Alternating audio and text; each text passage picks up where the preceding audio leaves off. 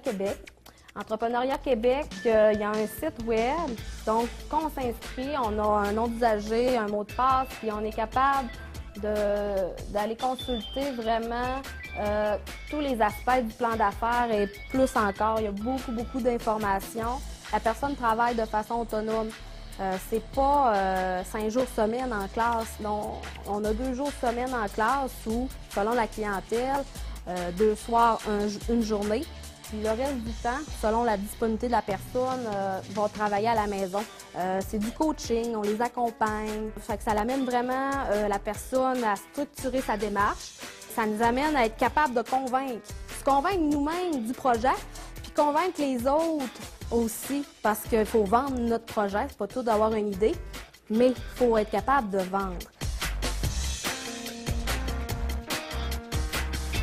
Ça s'adresse aux jeunes, mais ça s'adresse aussi aux moins jeunes.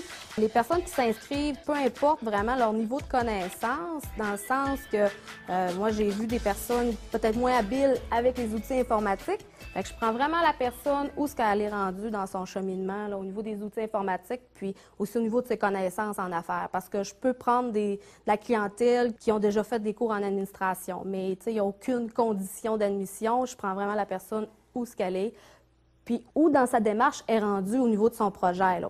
Près de 8 personnes sur 10 qui s'inscrivent au programme diplômés, ça amène à un démarrage d'entreprise. C'est quand même très bonne statistique. Puis on a des bons commentaires justement là, sur vraiment toute la démarche.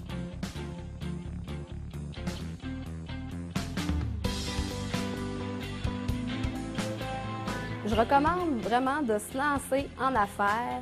C'est une belle expérience. On parle du développement économique, on parle de création d'emplois, de valeur ajoutée, d'investissement pour faire du développement économique.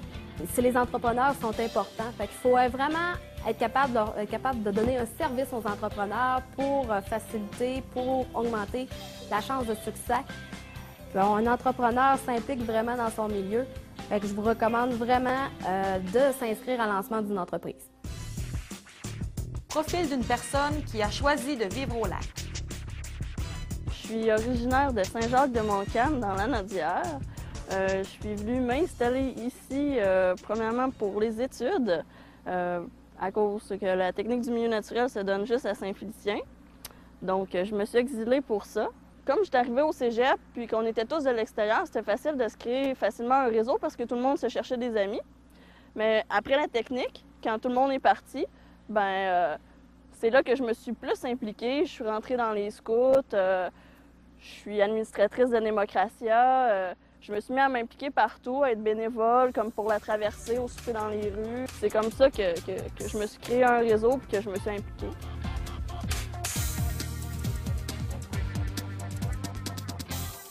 Je suis tombée en amour avec le lac, les grands espaces, on peut se baigner partout, on peut faire toutes sortes d'activités de plein air à 5 minutes de chez soi. Et puis j'aime beaucoup la pêche, je fais du canot quand j'ai des amis qui veulent bien en faire avec moi.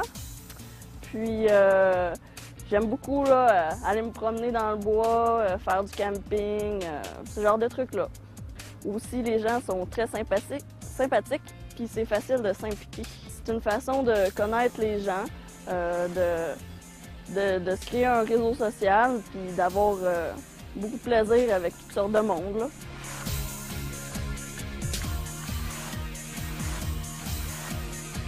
Moi, je suis chargée de projet pour la Société de gestion environnementale à Dolbeau. Dans le fond, là, présentement, je suis sur un projet de berge qu'on appelle. Dans le fond, moi, je vais sensibiliser les riverains à revégétaliser leurs berges pour garder leur lac en santé. Comme l'eau, c'est une de mes préoccupations. Je trouve ça intéressant d'avoir ce type d'emploi-là.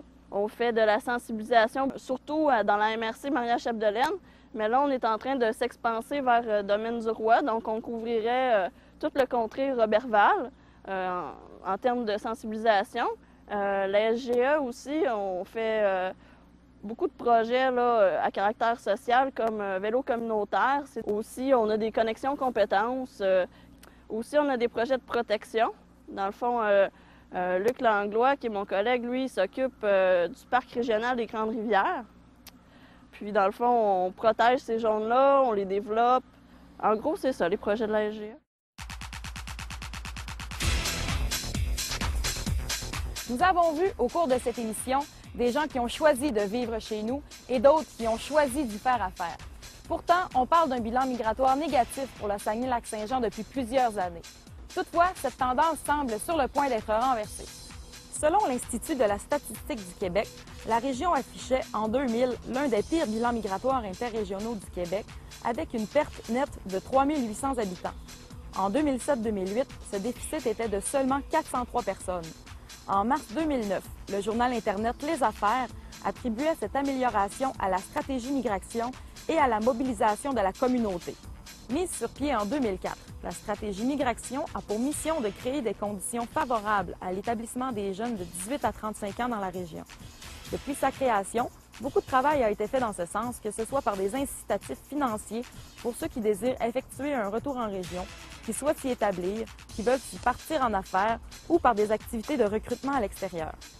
Grâce aux divers agents de la stratégie migration qui œuvrent dans les carrefours jeunesse-emploi du Saguenay-Lac-Saint-Jean et des partenaires du milieu, on peut même rêver d'un bilan migratoire égal à 0 au cours des prochaines années, ce qui signifierait que la population cesserait d'être en baisse chez nous, ce qui serait effectivement une excellente nouvelle.